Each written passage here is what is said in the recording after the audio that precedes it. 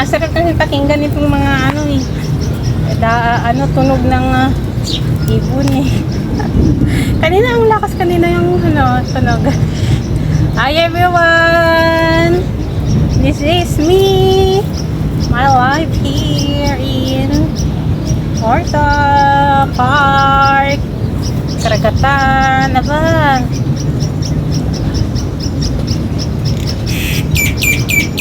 palakas sa pabilisan na naman ng takbo. Ay naku, sirang-sira ng buhok ko. Wala tayong pagpariband. At saka pag tayo magpariband kasi pag uuwi lang tayo sa tayo magpariband, huwag tayong nagpapariband pag nandito pa tayo kasi itali lang ang buhok. Kung minsan hindi na nagsusuklay, sige agad, trabaho na. Pag nagising na, trabaho na, tali agad. Sa totoo lang guys, kaya siguro hindi ko na napapansin na wala nang lagas yung hair ko kasi hindi ako nagsusuklay guys. Pag matulog na ako sa gabi, tanggalin ko lang yung tali ng buhok. Pagka gising na, mag-toothbrush, magtali lang, ganyan-ganyan ko lang. Hindi talaga ako nagsusuklay, promise guys. Wala kasing mangyari kahit magsuklay ka, ganun pa rin, trabaho.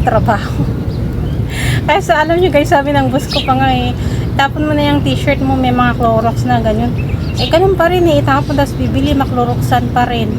Maubos lang yung pera mong pati yung mga uniform na binigay niya. Hindi ko naman ginagamit, yung pajama lang ang ginagamit ko guys. Sa taas t-shirt.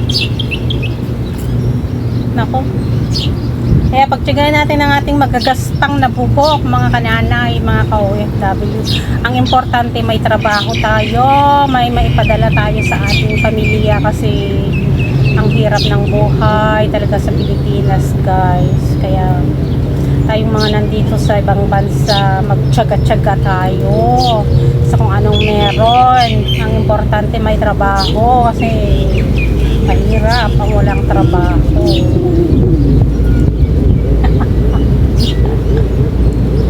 Diba mga kananay? Ang lakas ng takbuhan ng mga boat eh. Kita ko sa inyo baka sabihin nyo. Ayan ang dami. Kanina pa ang dami. Ayaw ko lang ipakita kasi kahit saan punta ka dito sa Puerto, dagat, boat, ganyan. Pero walang boat dito na marami. Hindi kagaya sa north ba yun or south. Ang mga yan lang, takbuhan lang ang meron. Nay, dagat, Jay, nay. May makikilan sa akong dito. Paano ba yan? Para, ganyan pala. Kailangan pala, hindi ako magpapakita. So, nandito na naman ako sa dagat. Ganyan kasi ang dito, banda sa, sa lugar kung saan ako napadpad. Siya dagat, ganyan, restaurant, malalaking building.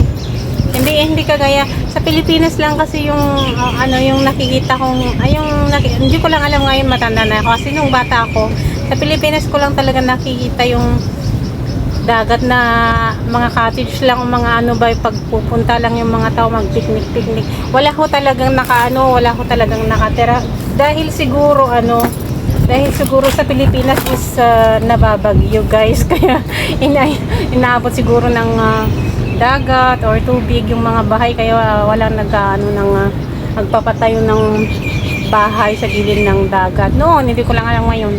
Pero dito sa abroad guys, kahit 5 hakbang lang or 10 hakbang lang, restaurant na, building na malaki or bahay na ang nakapatayo guys. Yan ang kagandahan niya sa, hindi ko lang alam kung Middle East lang, pero kahit sa abroad nakikita ko sa pinapanood ko may mga bahay-bahay kasi wala yatang bagyo sa kanila. Sa atin lang yata yung may bagyo, may lindol, kaya kawawa naman tayo. Pero mas piliin pa rin natin ang Pilipinas kasi walang kasing sarap at kasing ganda ng Pilipinas, kasing sarap ng manirahan sa ating bayan. Dagat. Lang ang hakbang ko, siguro 20. Tapos yung harapan is restaurant. Ay, wala naman akong pa. May baon ako guys, kakain ako mamaya. So, ayan guys. napakasaya naman dito. Sana happy kayo sa inyong mga day off.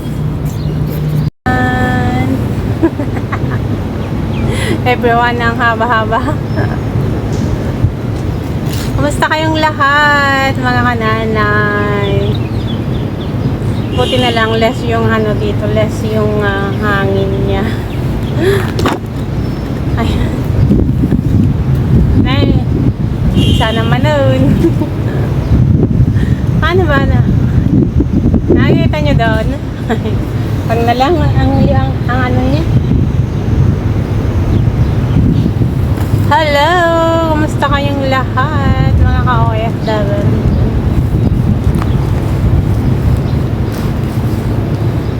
Paupo lang ako dito kasi ang ganda ng harapan ko and basta nasasarapan akong makinig sa mga ano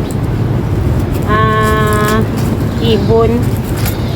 Saan na nga ba yung dream ko? Alam nyo guys, ako na siguro yung klase ng nanay na hindi nawawalan ng acne. Gumagamit ako ng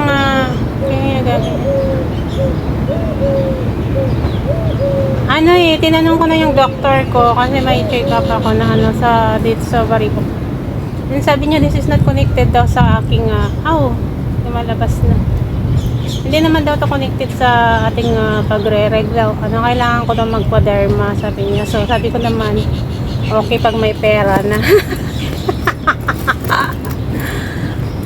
Hayaan mo dyan mo yung acne. Basta, pakiramdam ko ay okay pa rin naman yung face ko and yung nararamdaman ko sa lahat. Siyempre, delikado rin ang maraming acne, guys. Pero pag feeling ko pa naman na okay. So, ayan lang naman talaga hindi nawawala, magkambal. And pag gumaling na yan, nanganganak na naman siya. Hay nako, ano ba yan? Ganyan ang buhay ng OFW, guys. Pero sa amo na Diyos, hindi ako na nagkakalyo sa kamay. At saka sa pa, hindi rin. Kasi may panglinis ako sa ano ko. Pero kahit hindi ko malinisan, hindi ako nagkakalyo.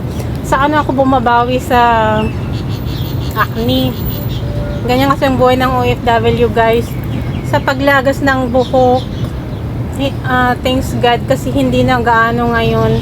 Hindi na kagaya nung unang abroad ko, pangalawa, pangatlo, pang-apat, talagang lagas ng lagas. Ngayon siguro nagsawan. At saka tumubo na siguro lahat yung kaya naging kulot-kulot na yung buhok ko. Yan ang buhay ng OFW, guys, kung ano-ano yung parang nangyayari sa'yo pag nag-abroad ka. Yung iba gaganda naman, yung iba naman expected gumanda, pero kung hindi naglalagas ang buhok, nagkakalyo. Kung hindi nagkakalyo, nag-pimples na ko. This is not pimples, this is acne. Kaya po kwentong nanay OFW. I'm going near to a Spar para malapit lang yung bilihan ko mamaya ng tingnan ko lang kung anong meron ngayon doon na kwan na mura.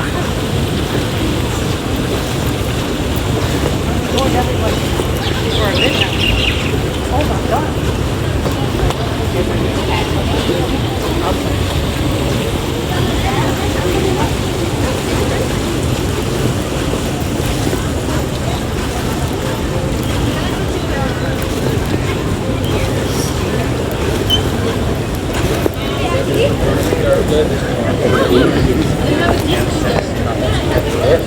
Here, one with this, these ones have no agency fees and no admin fees.